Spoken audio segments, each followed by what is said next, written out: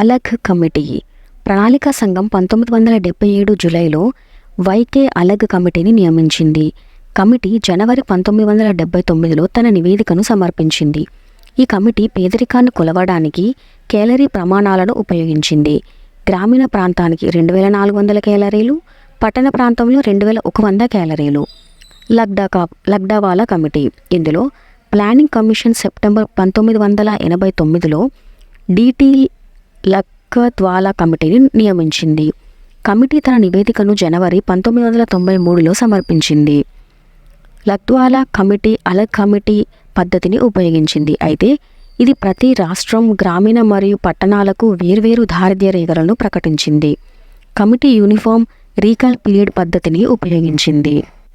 పేదరికాన్ని కొలవడం కోసం ప్రభుత్వం 1997 నుంచి 2011 వరకు ఈ పద్ధతిని ఉపయోగించింది. Next Tendulkar committee. డిసెంబర్ 2005లో ప్లానింగ్ కమిషన్ సురేష్ టెండూల్కర్ కమిటీని నియమించింది. కమిటీ తన నివేదికను డిసెంబర్ 2009లో సమర్పించింది. పేదరికాన్ని కొలవడానికి క్యాలరీని ప్రమాణంగా ఉపయోగించడాన్ని ఇది తిరస్కరించింది. ఇది దారిద్ర్యరేఖ బుట్టలో ఆహారం, ఆరోగ్యం, విద్య, దుస్తులు వంటి వాటిని అంగీకరించింది. ఇది ఎన్ఎస్ఎస్ఓ యొక్క 61వ రౌండ్ డేటాను ఉపయోగించింది. గ్రామీణ ప్రాంతానికి రూపాయలు 446.68, పట్టణ ప్రాంతానికి రూపాయలు 578.8. పై డేటా 2004 నుండి 2005 సంవత్సరానికి సంబంధించినది.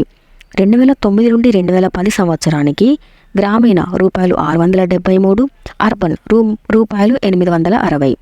Next C Rangarajan committee. 2012లో దేశంలో పేదరికాన్ని కొలవడానికి సి రంగరాజన్ నేతృత్వంలో ప్రభుత్వం నియమించిన కమిటీ. 2014లో కమిటీ తన నివేదికను సమర్పించింది. పేదరికాన్ని కొలవడానికి లక్డావాలా కమిటీ పద్ధతిని ఉపయోగించాలని ఈ కమిటీ సిఫార్సు చేసింది. ఈ కమిటీ పేదరికాన్ని కొలవడానికి కేలరీల ప్రమాణాలను ఉపయోగించింది. గ్రామీణులకు 2155 కేలరీలు, అర్బన్ కోసం 2090 కేలరీలు.